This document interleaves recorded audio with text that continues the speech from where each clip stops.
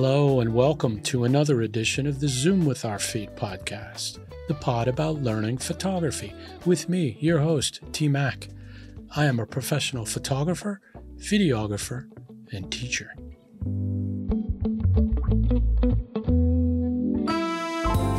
We're continuing our homage to Women's History Month and featuring successful women in media production. On this episode of the ZoomPod, Elizabeth Lebowitz joins me to talk about her journey from high school and college media to intern at ESPN and to her current gig as coordinating producer of the network's basketball coverage.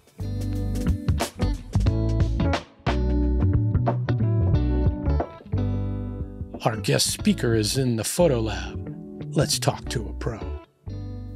Elizabeth Lebowitz, pleasure to have you on the Zoom with Our Feet podcast. How are you? I'm great. Thank you so much for having me. It's been a while. Yes, it has. Thank you for being here. Yeah. Let's start at the beginning. How did your broadcast journey start? Yeah. It started young, I feel like, for a lot of people in the industry. As you know, I went to Hoover High School and started in the TV program there as a sophomore. So I took the journalism class that you had to take to get in it. I don't know if that's still a thing, but took that freshman year, started in the TV program as a sophomore. I sort of always knew I wanted to be in sports television in some capacity. So started as a sophomore. Junior year was like the lead of the broadcast side. Senior year, picking a college was harder than anything else because the program we have is so good. That was really challenging. You had left us by that point, which was sort of rude of you, but it was fine. So yeah, graduated and then went to Cincinnati, and that was a fail. And ran into you at a Chick-fil-A in North Canton, Ohio, on my Cincinnati spring break. And you're like, how are things going? I was like, they stink. And you said, come tour Ashland. You can do whatever you want. And I did. And you did. And then I did. And transferred my spring semester of my sophomore year of college. So sophomore year and sophomore year were two big moments in my life to start the TV track. So you make the switch. So what was your goal coming to Ashland? At the time, it was just to get my hands back involved in the actual content creation. At Cincinnati at the time, they had teased everybody with, well, we're going to have this like fully converged program because they were like a lot of universities. They had the people who wanted to be on TV. They were in it actually was like the arts program at Cincinnati. And then they had the straight journalism track, more for print. But there wasn't really shoot your own stuff, write your own stuff, put together the video. It was print or be on camera. And I was there for a year and it clearly wasn't happening. So when I went to Ashland, I wanted to be able to use a camera again, write my own stuff, sort of get in my elbows deep into the creative side. And I think I started doing that right away. Like my earliest memory of Ashland is, I forget where I had to drive to, but we used John Scrotta's truck and shot a high school basketball game. And I was back running camera and, wrapping cords and doing all the hands-on stuff that I hadn't gotten to do since a year and a half prior in high school. So it was great to get myself back in that groove. And then from there, you weren't kidding when it was like, whatever you want to do, like, we'll figure it out. And we did. I mean, we had a great group at Ashland. There were a lot of us that did a lot of basketball games, a lot of various stories around campus. So it was just nice to be in that environment. I think I spent more time in the basement of that JDM building than anywhere else in college, um, which I think spoke a lot to the program. When so now you're so now you're big girl on campus and you're getting ready to graduate. Um, what was the plan? So the plan was always ESPN. And I had a great leader in this guy named T Mac. You may have heard of him. I'm not entirely sure, but he was like, if that's your goal, like we will make it happen. Um, we will do all the right things. Like you just got to put in the work. So I put in a lot of hours and I put in a lot of work. And you connected me with um something Warren. I can't remember his first name at STO at the time, Sports Time Steve Ohio. Steve Warren. Yep. And so I met with him and then I interned with Sports Time Ohio before they became Fox Cleveland or Fox Ohio, whatever they were at the time.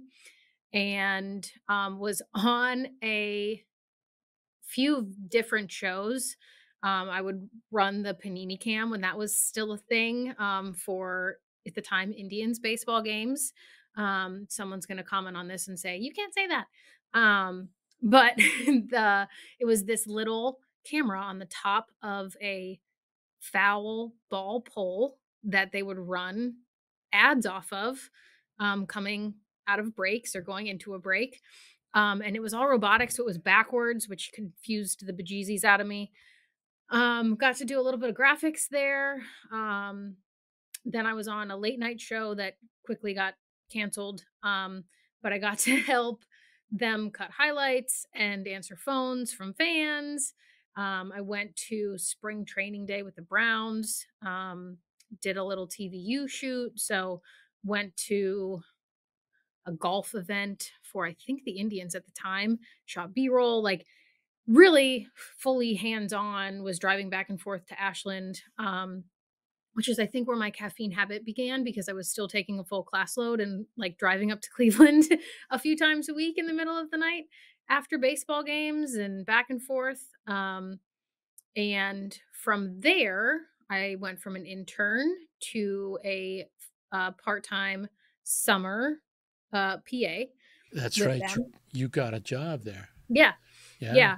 I worked, so would go from North Canton up to Cleveland a few times a week, and the gig was still the same, doing a lot of the same stuff. And then went back to school in the fall, and we said, okay, I think we've got enough. We being you and I, enough to apply to this ESPN internship. I should backtrack and say that I applied as a junior and they liked my knowledge, but I didn't have like the hands-on experience anywhere else other than like our college area station projects. So they were like, come back to us when you have more stuff. So that's what I did. And I actually applied for two internships because I wasn't really sure when I graduated what I wanted to do. Like I wasn't sure if I wanted to go like the ops direction with more of like directing, shooting, editing, or if I wanted to go the more broadcast route, doing the highlights, writing the pieces, yada yada. So I interviewed for both. I will never forget my interview for the operations internship.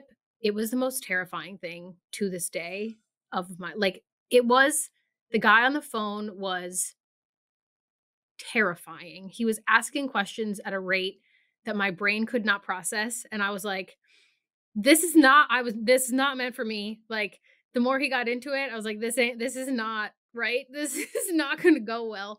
But That then was your also first that was your first test. it was my first test and it was I think my first look into like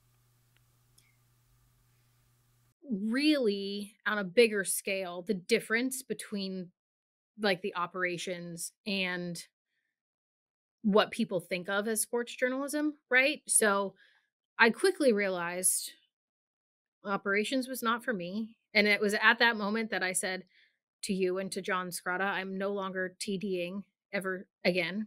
Um, and I quickly was like, I don't want to edit. I don't want to do any of this stuff that we had to do to graduate, because I was like, I don't want to do this in the industry. Like, I know the basics. That's all I'm going to need to know. Um, and yeah, then I interviewed for the production internship, and that went much easier than than the operations side of things. It was actually sort of cool. You interview, you do a phone interview. Then I had to do a few different like homework projects. So I had to critique an ESPN show.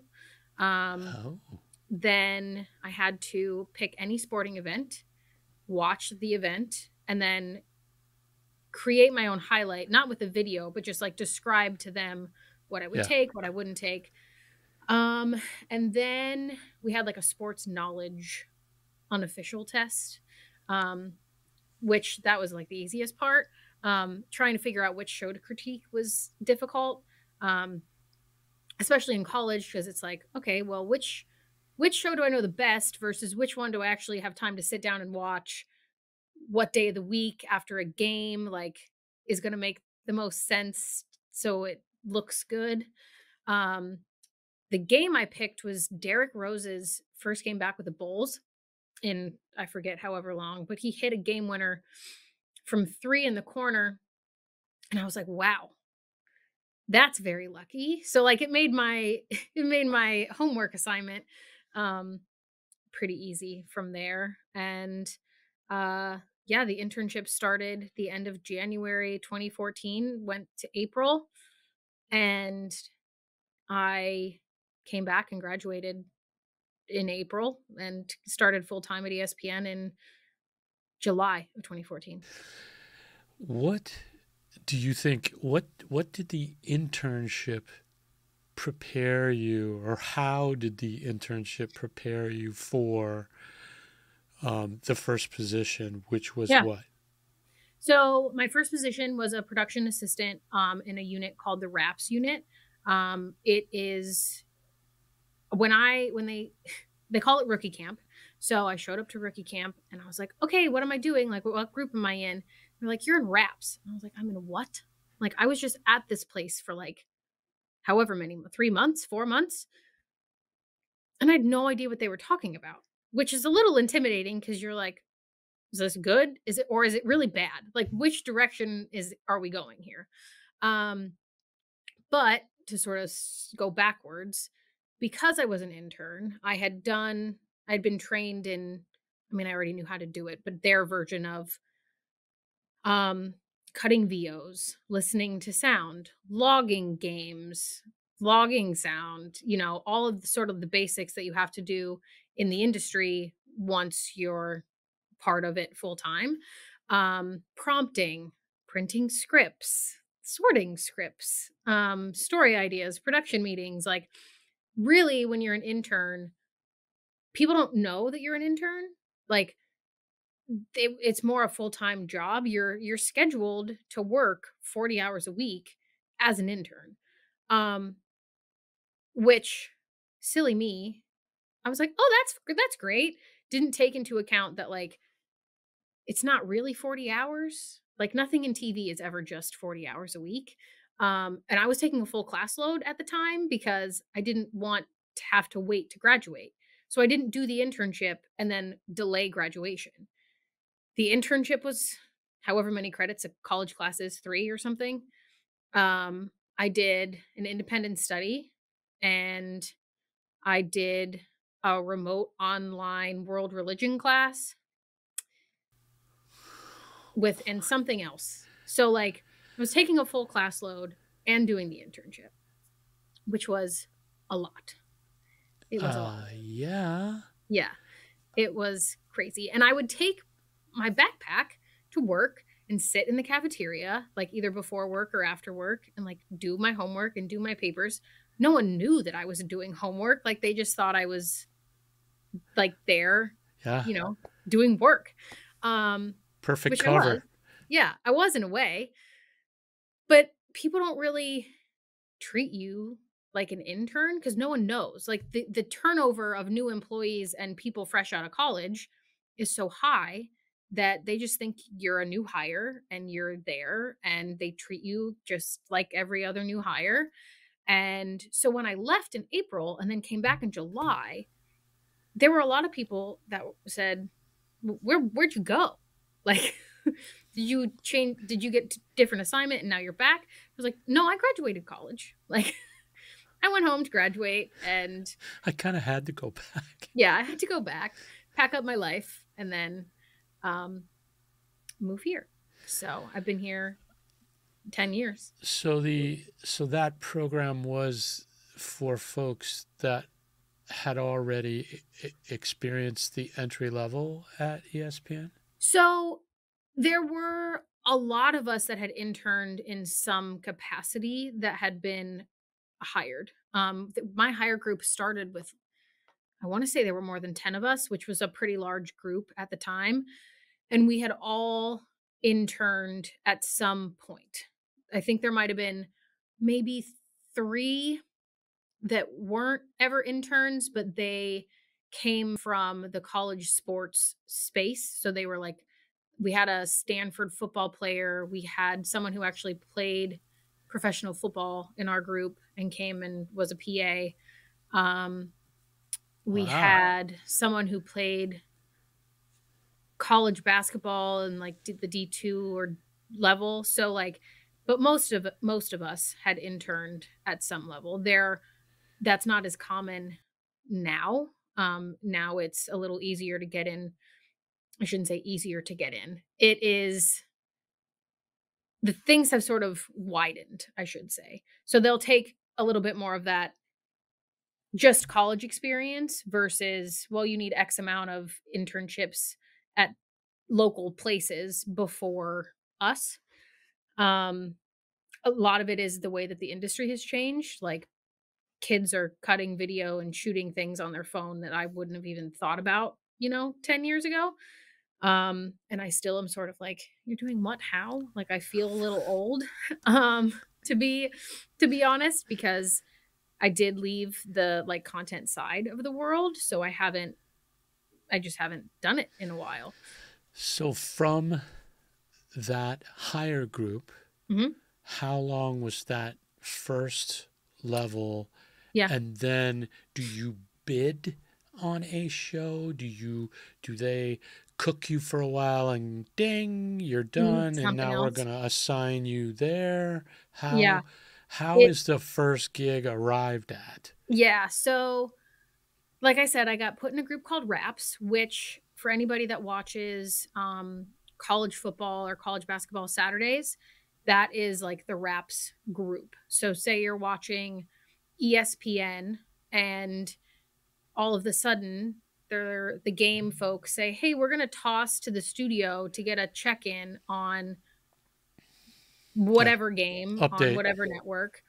And so that's the Raps group. So I Got it. sat in a room, and it's super fast paced because you're in a room and there's our game on ESPN, and then every other possible game that is on any network is on in front of you, like up to like 16 TVs. And you're watching all of them at the same time, trying to figure out what plays you think are appropriate for a cut in. Can you sell them? Can you cut them fast enough to give to your one play operator to put into 25 or 26 to get rolled or not? And then we do the halftime shows with all of that too. And what were you cutting on? So it is similar to Avid, but it is Q cut. It's called remote Q cut. Huh. Yeah. Timeline, source. Yeah, it's all record. the same. I mean, it's all in, out, space. It was Avid, but it wasn't Avid. Like, Got it. all of it was the same. Audio levels, 3, 4. And that position was called what? Production assistant. So you were a PA. You start as a PA, and then the program at the time, it's since changed over 3 or 4 times, just to try to improve it and maximize everybody's ability and whatnot. Sure. But at the time, it was called the CAP program, and you had 2 years to go from PA to CA, and if you didn't, then you were booted Ooh, from the program. If once you made CA, then you had, I forget the X amount of years to go from CA to something else, but there was like a cap in the program.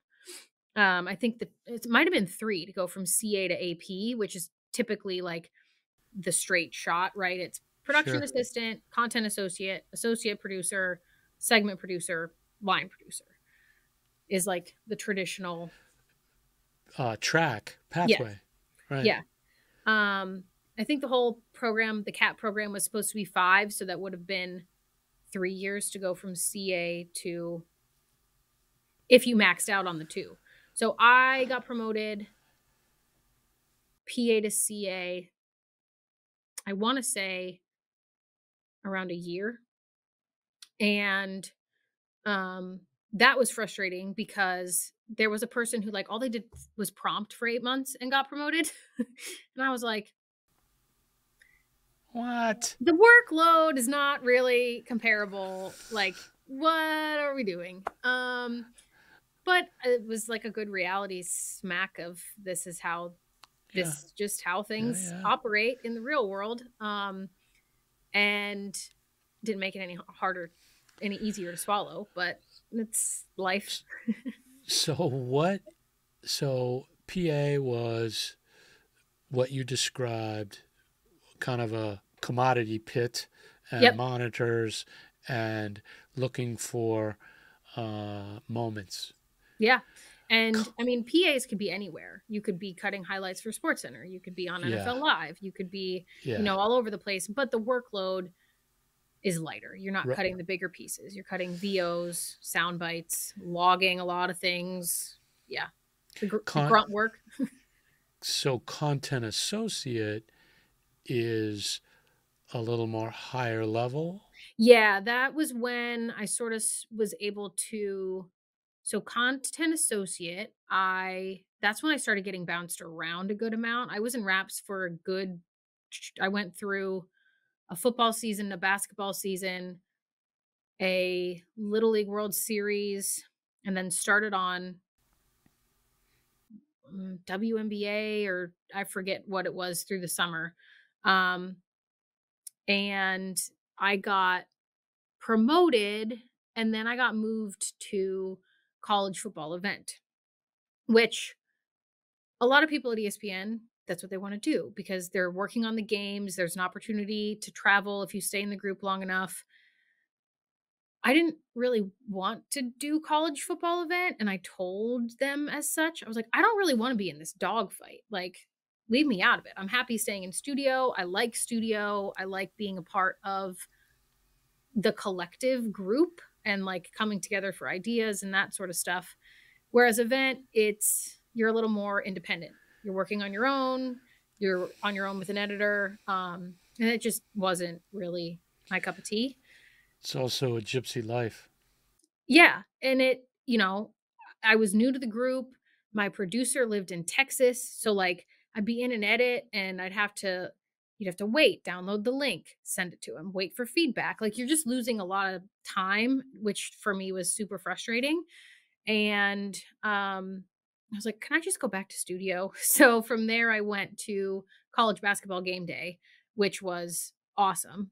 I got to travel some, be in the truck, do graphics, do higher end pieces, opens, teases, those sort of longer bits, the stuff that everyone watches before a show starts and like, "Ooh, that's Yeah. cool." Um, Opens are a blast. yeah, I mean, it was great, and I was back in studio, and I was, happy, happy. Then game day ended, and they didn't really know where to put me at that point. They were like, "Do we put you back in wraps? Do we put you somewhere Ugh. else? Like, what group do you want to be in?" And I was like, "I don't really care what group you put me in, but I've already done wraps. Like, I just feel like I don't know how much more I can learn there." they put me back there anyway, and I was doing graphics for a long time, um, running viz, doing lower thirds, topic bars, all sorts of stuff. So less video and learning more about a different side of the production. At that point was in the control room, which was great because you're getting to hear the director, the producer, the AD, the TD, like the coordinating producer, counting, making sure we're hitting all the ads and, all the pieces that go into a production as a whole, rather than just sitting in a room and paying attention to, well, that was a cool catch, or how can we break down that play? Right. So sort of piecing it together, as a whole. And then at some point I just sort of realized, I think from there I went to train the new hires and train some of the interns, and Oh, wow. I enjoyed it, but I was like, I just feel like I'm not doing like Yeah. the thing anymore. Like I sort of lost track of like what I really wanted to do. You go to a place like ESPN and it's so big, like there's so many opportunities.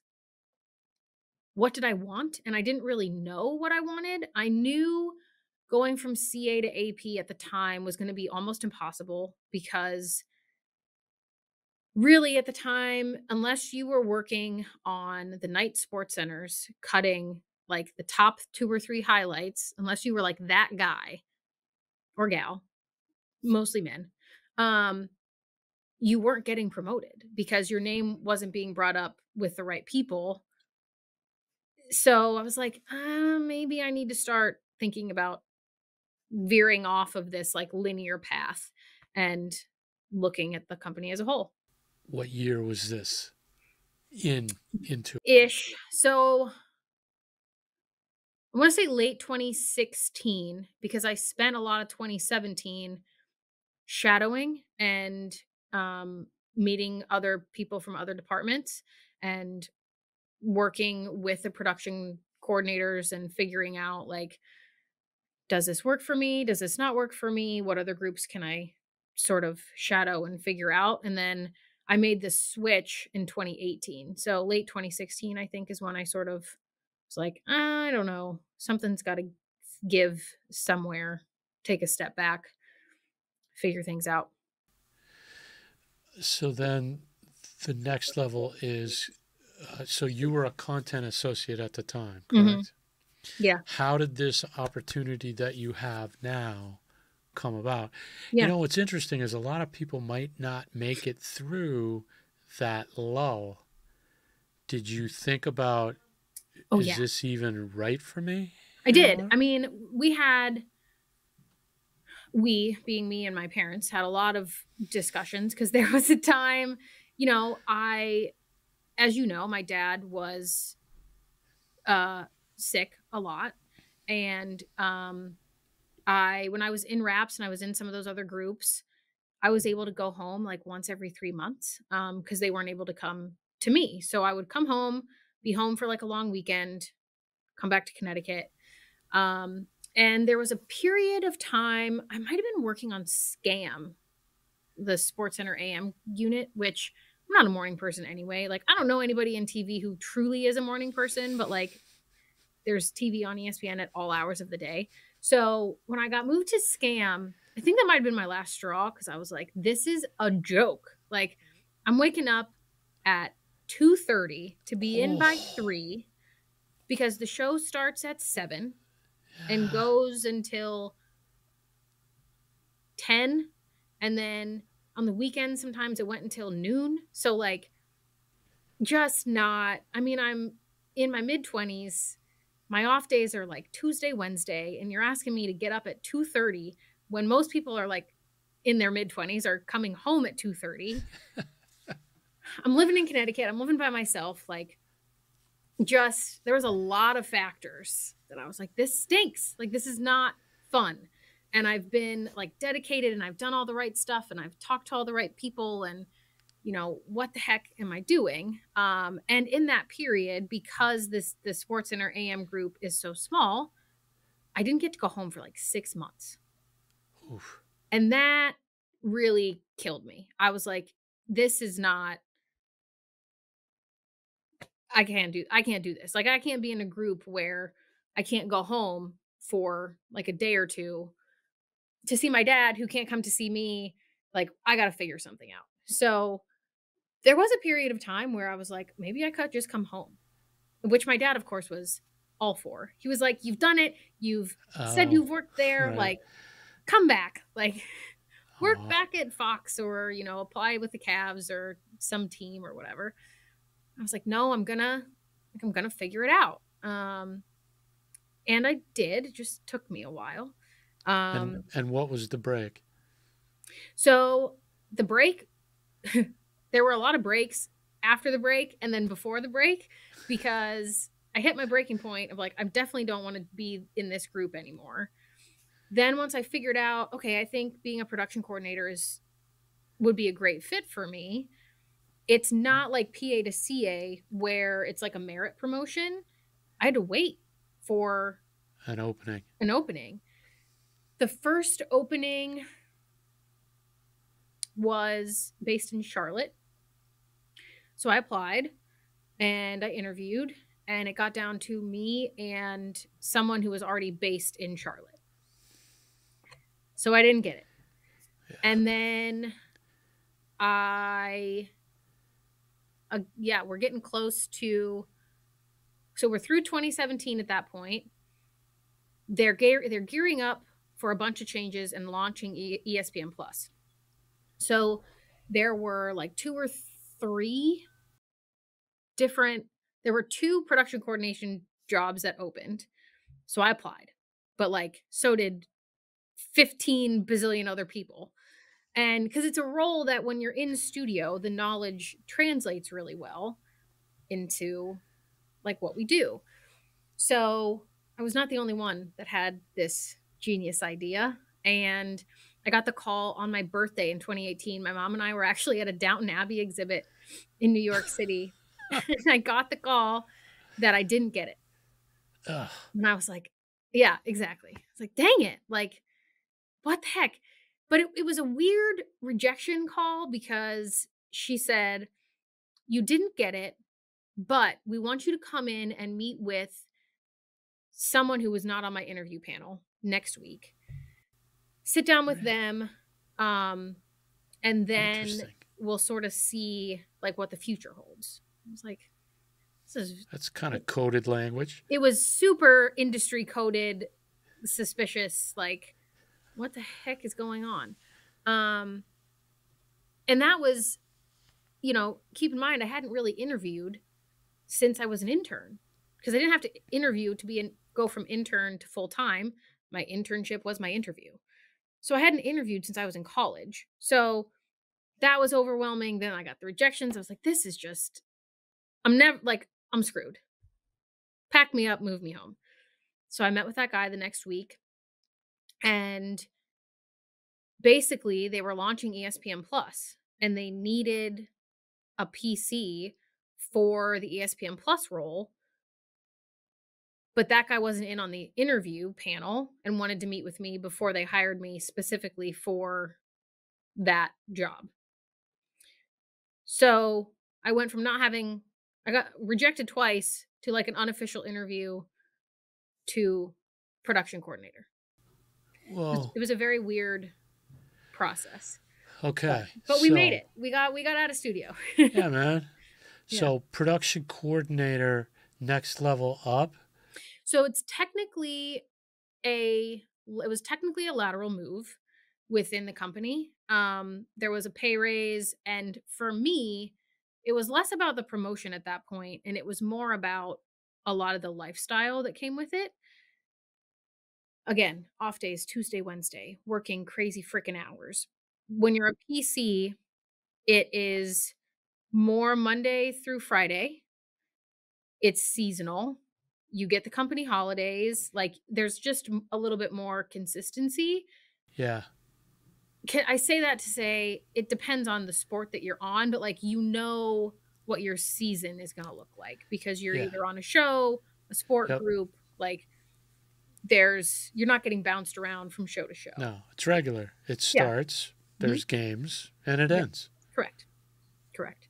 So that was a lot of it for me, was just getting myself in a better place to live my life. Yeah. I Yeah. Yeah. was, Yeah. how old was I? 2018, 26. So I was, not old by any means, but like, I wasn't 22 anymore, like just running around with no plan. I sort of wanted to figure things out and get to enjoy where I lived, because when you're in Connecticut, and in central Connecticut, I should say, working those hours, like it's hard to have any life outside of the ESPN bubble. So it was a lateral move on paper, but it felt like a promotion everywhere else. Does it involve travel? Yeah, some yes, some no. So mine, again, weird. Most PCs, they come in, okay, you're assigned to NFL. And then they'll Yeah. put you either on the game side or the studio side. And from there, it can depend on how many people you're working with, if you travel or not travel. It can depend on the time of year, like all sorts of stuff. I got assigned to ESPN Plus, as I said, but when ESPN Plus launched, it was like fantasy football. There was a fantasy football show and MMA. Oh, And wow. I, shocker, being from Ohio, MMA was not really a thing that like anybody followed. We were football people and basketball people. Like that's where, and I played lacrosse. Like that's where my knowledge, that was my lane. Then I get put on MMA and I'm like, cool. It was actually super refreshing because I'd been so involved in just watching sports nonstop that like I would truly come home from work and not want to watch Yeah. sports. Good point. So I got put on this sport that I really didn't know anything about, wasn't tied to at all. So I sort of got that love back for actually paying attention to the sports world. And it was great. MMA started, and I actually didn't travel for the first time until September of 2018 because I got the job in April. Then my dad got really sick. He passed June 30th, and then I had to come back to work. So I got trained, had to come home, like had this hiatus of not working. Yeah. And they were great about it. Fine. But Yeah. like, then you come back and you're starting a whole new job. Like Yeah. everything sort of flipped on its, I bought a condo, I started a new job. Like it was like truly like this next chapter sort of opening up. And I went MMA. For people that don't know, there's a pay-per-view every month. So I was on the road once a month. Um, but we were a freaking mess because the group was brand new. Like MMA to ESPN was new-ish. Like they cover like some of the bigger McGregor stuff back Yeah. when, but to have like its own unit was new.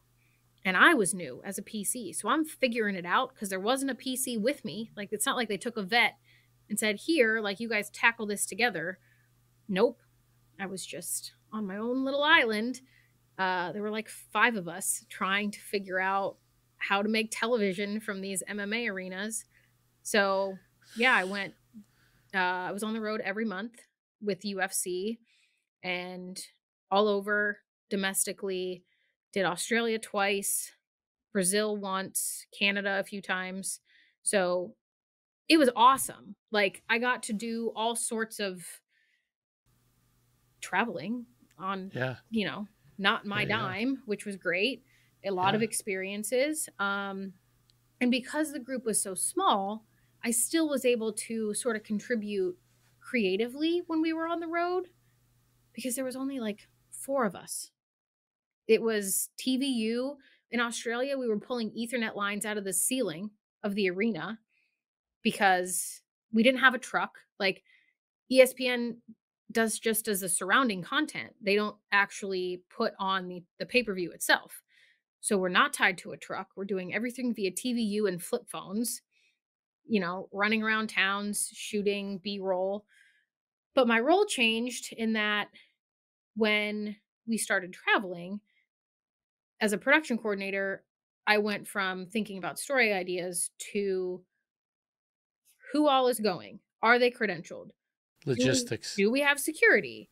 How are we getting there? Who needs cars? Like all the things that actually get everybody there and get the television on TV. Like, do we have enough cameramen? Do we have an audio Credentials. guy? Like all of it was now on me, which when you travel internationally, getting a whole group of people to put visas together in the right order and on time was a lot. So, yeah, it was UFC was a whirlwind for the first year. Um, but I grew to love it and we were a super close-knit group and I was on UFC until August of 2022. What a great learning experience. Yeah, I mean, it's great. So, did you want to move? It doesn't sound like you would want to move off. Was an offer made to go to basketball? How did Yeah, that come so about? I had done the UFC for what would that have been? 4 years. And when I got hired as a PC, everyone said, your first year, you're going to feel like you have no idea what you're doing and you're really bad at your job. The second year, you're going to feel like you've got it, things are down. By year 3, you're going to own it and be ready to sort of take on either new or more stuff. All true. All very, very, very true. Year 2, I was like, this is great. I got it.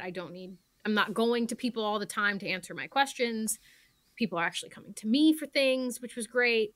And then year 3, I was like, okay, now I sort of feel like I feel like I'm not growing the sport as much as a production coordinator as I could be because I'm not learning from anybody else. Like I'm figuring it all out on my own rather than being able to Yeah. shadow a bigger sport or work with someone on a bigger sport to see how they do things and see how I could get the UFC to sort of grow in that right direction. And that's what I kept saying to the leaders. Like, I just feel like I need to, it's not that I need training. I just need to see how other people do it. Like, we're Yeah. still sort of, I'm creating and coming up with as many effective ways to do things as I can, but like, I'm only one brain. And Yeah. a lot of what the logistics planning is and effectiveness and cost savings and all of the things that go Yep. into the job until you see another group do it who's super successful and a main company priority, you just don't know what you don't know. And that would be basketball. Well, yes, but there's an irony there. So I got put on wrestling, which they tried to tell me was like to fill that gap. It didn't fill the gap. It didn't fill the gap at all. It was great. Like it was super cool to be, wrestling ties in a little bit with like the MMA world. So like some of the same pace, some of the same people. Um, but again, MMA is every month. So like to put me on another project was really difficult because I was gone. I'd get home from an event, you'd do the cleanup paperwork from an event, and then you'd be prepping for the next For the thing. next one. So Right. there wasn't really a space to put me anywhere. And I had sort of given up at that point. Like I was like, okay, you know what? I'm just going to accept it. Like I'm going to try as much as I can, learn and ask as many questions as I can from other PCs. But the UFC is just going to be my thing. Like we'll do with it what we can. And I had just said, cool, because I didn't know what else to do at that point. And I get a call. Jake was my fiance at the time. We weren't married yet. And I sent an email. Getting ready to log out of the office. We were getting ready to go to Italy with his family. I said, hey, sending it to my managers. Hey, just wanted to remind you, I'm going to be out of the country for 10 days. So like, if you don't hear from me, like I'll be back this date. I'd hardly hit the little airplane on the email to hit send. And my phone is ringing and it's my manager. I'm like, I know I told Wait. them about this. Like, I know that they knew. What is this phone call? So, I hope you have a really great time on vacation. Like, do you have a few minutes to talk? I was like, sure. We're like on our way down to the airport, but sure, fine. Um, well, I was just wondering, would you ever leave the UFC? And I went, I beg your pardon? What? Am I getting fired? I was like, what do you mean? And she's like, well, we have this opportunity in the NBA space, and your name came up, and the leaders of the group really liked what they heard about you and what you've done on UFC, and we would like to switch you to the NBA. How does that make you feel? And I was like, I mean, it's great that they think that I'd be a good fit. Like, all of the things that you're telling me, obviously, like, yeah, cool, great. But I was like, do I have to give you an answer right now? Like, it was August. We were getting married in November. I was in the middle of wedding planning, about to leave on vacation. And keep in mind, Jake is a producer on UFC. So we had the same schedule. So life with us was great because we had the same off days, like pay-per-views lined up. Like, I was gone a week every month. So like, we never got sick of each other because I was gone. During the pandemic, it was great because we were together. So there was a lot of stuff that like would slip through the cracks, not intentionally or unintentionally by anybody, but like, we're constantly talking about work and getting stuff done because we're just together. Completely different. Like, we didn't work together day to day, but like, we both had the knowledge of what's going on within the group. So I was like, I can't really make unilateral decisions anymore. Like, I've got to sort of talk this over with my fiance, who will be my husband by the time the season is like underway. So they're like, well, yeah, like you can, I was like, oh, and by the way, I'm going on vacation for 10 days. So like, I'm not calling you from Italy. Like, my vacation time is still my vacation time. So they were like, yeah, you can go ahead, talk it over, but we want an answer the day you're back from vacation. So That's so TV network. Yeah. So, but the season was starting. Like, if you think about the NBA, we're getting ready for media day and preseason and all sorts of stuff. So, I mean, logically, I understood it, but I was just like, I've been asking for this for years. Today. And I send you an email that I'm getting on a plane. And that's when that's when, but yeah, nothing really shocks me in the industry anymore. But yeah, obviously it wasn't anything I could say no to. It was hard. It was hard to leave that UFC group because they were the people that I learned the most with. You spend a lot of time with those people on the road. Like, it becomes a second family. It was right after my dad passed away. So like, they were just there through a lot of different things. And I struggled to make those phone calls and be like, sorry, like, I'm leaving. But NBA it's not a sport that you can say no to. It would have been career suicide. So I said yes. The season started like 2 weeks after we got back from Italy. And I'm still the only PC on studio. I'm still by myself, which is crazy because there are a lot of sports that have a lot of people. An NBA studio has me. So one of the reasons I wanted to start the pod, and one of the reasons I want to talk to people who are professionals in all the different areas of content creation, good words.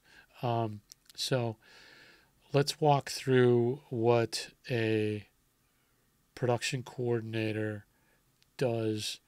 And we'll use basketball. So give me a brief job description and then what it really is. Yeah. I wish I could give you a brief job description because I don't even know what like the ad says anymore, like when you're applying. whatever it is, it's way too short and is not real. We are often referred to as production wizards, not production coordinators, because we have to know so many people. We have to know so many different things. Like we're sort of like a catch-all for anybody that has a question about a show, a game, a production, like whatever your assignment is. So in the NBA studio space, I'm on NBA Today, which is our daily Monday through Friday, 3 to 4 p.m. show. Nice little plug. Please go watch. And then NBA Countdown, which is the beginning of the season twice a week, leading into the various ESPN games or ABC games.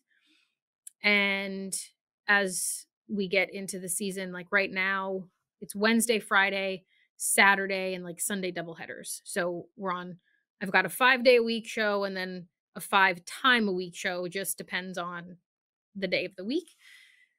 Then we've got the NBA version of the Manning cast, which last year was the Stephen A. Smith show. This year is NBA Unplugged with Kevin Hart, and that'll air on average 6 times a season. Just depends on what programming decides and what our matchups are and where they sort of want to put things. This past year, we had the in-season tournament in December, which caused for a lot of specials. Then we've got specials for our specials, like trade deadline, free agency, summer league. So like it all sort of, when I had to sit down a few weeks ago and like write down all the different things that I sort of touched, and the list was very long, just from a content show perspective.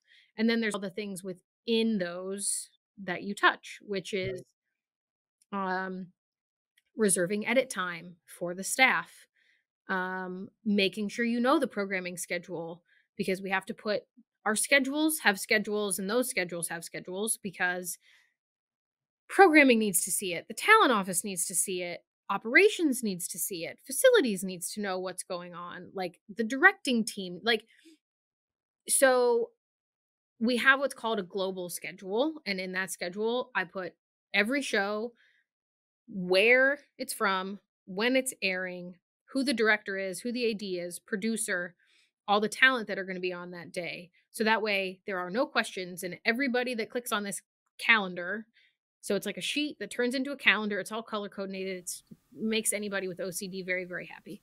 And they click on the calendar and they know what's going on.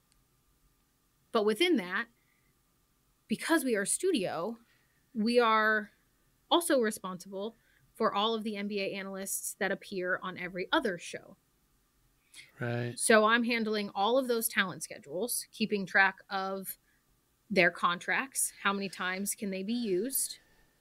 We've got people on contract that are full-time, like multimedia, which means they can be on 8 times in one day, but it only counts as one. So we've got unlimited, we've got limited. We have people who are technically recurring, so they get like 50 uses. Then we've got what's called broadleaf, and they get 12, and they're paid per use, not like a full chunk of change. So keeping track of all of that, plus the actual programming schedules. If we go on the road, like I found out yesterday that our shows right now are from our LA studio. Last year, the NBA Today is always in LA, but NBA Countdown was from our seaport. So last year, Thursday through Sunday, I was in New York City. I'd come home, be home a few days, go back down, turn around, just like on this cycle. So anytime we're on the road, that is takes up a lot of my time too, because again, it's credentials, it's travel, it's finance, making sure we're staying under budget. I could go on and on and on and on and on, but it's a lot of the stuff that people don't even, there are people that have been with the company forever and they're like, oh, I didn't realize that was a thing, like I had to do. I'm like, yeah, we gotta, like, no. So give me Give me the most rewarding thing about the gig. That's a good question.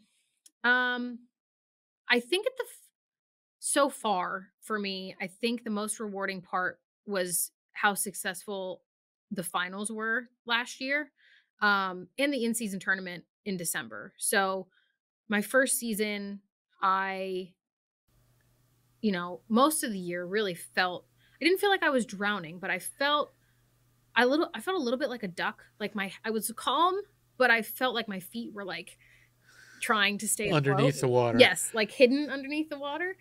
Um, and then I got to finals and I implemented like a new system for our hotels, keeping track of all the different changes in all the different cities. And because you don't know until 2 days before, like where the heck you're going or what the plan is, you got to plan for like 8 different things. And in years past, there were multiple people that went to the finals, but they took advantage of me because I didn't know that.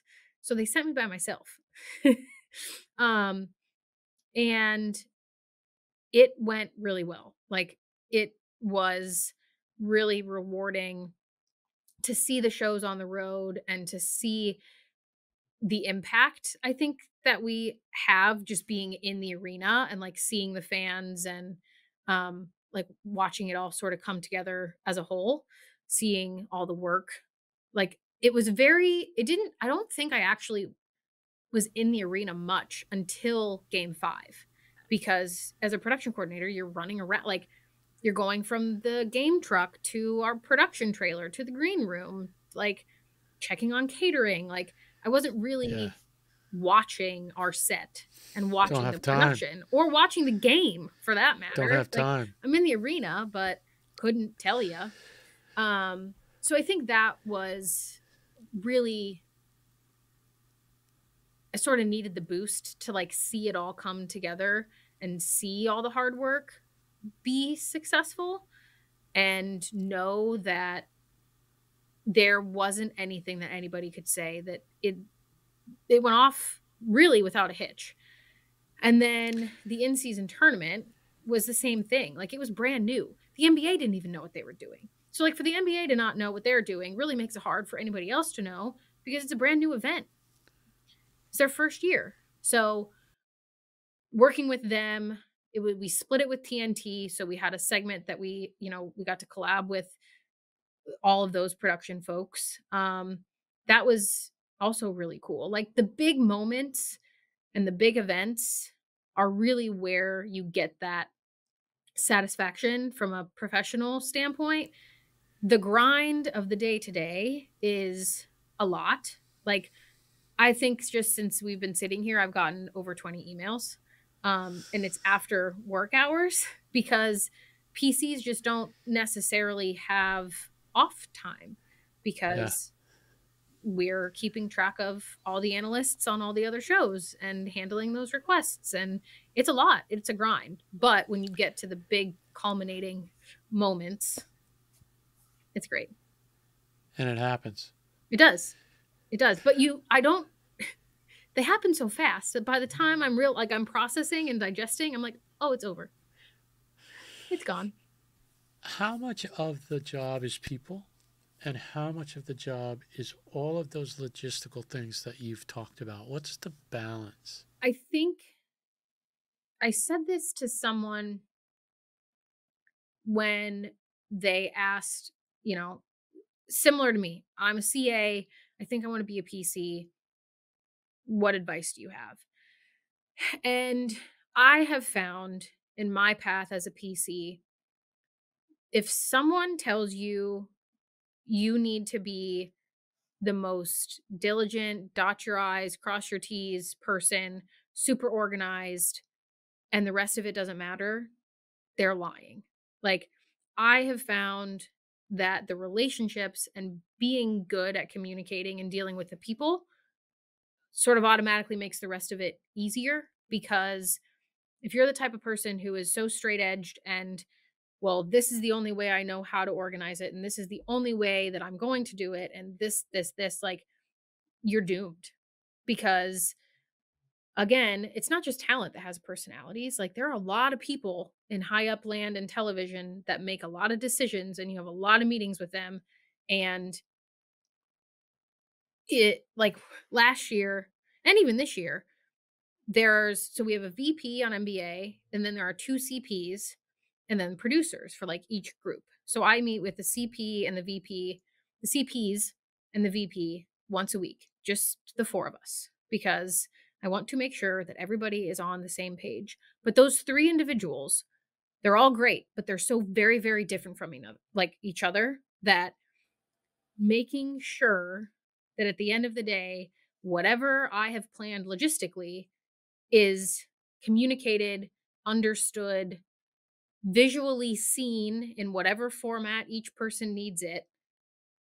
So everybody is on the same page the entire season is more important than keeping up with some of the paperwork and that sort of stuff. So every time someone comes to me and says I want to be a PC, I'm like, okay, how adaptable are you to human?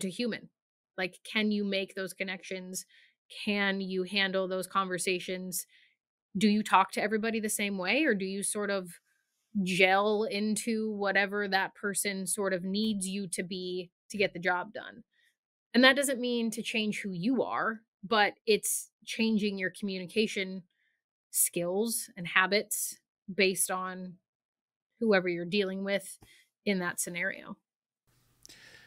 Well, that was going to be my last question, so thank you. You answered, because we get asked all the time. As a photographer, I want to be a sports photographer. What do I need to do? And so I think it's great that you're getting questions and Yep. the smart ones are asking, and that's great. Yeah. But you being honest is even better because you're doing someone a disservice if you tell them it's only one thing when, of course, we both know it's everything. Yeah. You have to be I think I've learned this, to your point, in the industry, no matter what you're doing. Photography, running a camera, audio, like behind the scenes, like super, super behind the scenes.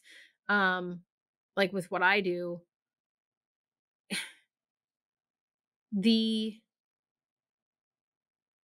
people are what make or break you, I think, in the industry. Like you either love it and you love working with a whole bunch of different kinds of people, or you're like, I'm out. Like that's not how I operate and that's not how I'm doing things, and see you later. So, yeah, I think learning that early is important. And figuring it out early is important. And it takes a lot. It takes a lot of growth, like just in myself. I mean, you knew me when I was young and I was very like, this is what I want and this is how I'm gonna do it. And that gets you a certain like distance, I think, in the industry because you have to have that hard-headed determination. But then once you're in, everything's sort of it's no longer individual anymore. It becomes much part of a bigger picture. Very well said. Thank you. And you grow too. Yes. You have to. Seriously, you don't have a choice. Like No. that's things Good change. point. People get left in the dust, but that's part of I think what makes why I enjoy it is because it's the industry is changing so fast. Like you're always learning something, no matter which position you're in. Photography to, production coordinator.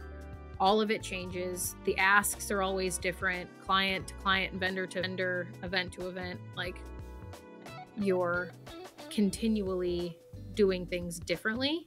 Sometimes it works, sometimes it doesn't, but either way, you're learning something at the end of the day. Elizabeth, I can't thank you enough for being a part of the project. Thank you for having me. It was fun. I really appreciate you being here. Yeah, it's been fun to go. You forget about some of it until someone asks you, and you go, "Oh wow, that was a long time ago." Yeah, It was. it was. See you soon. Yeah, yeah, we'll keep in touch. Thank you. Appreciate it.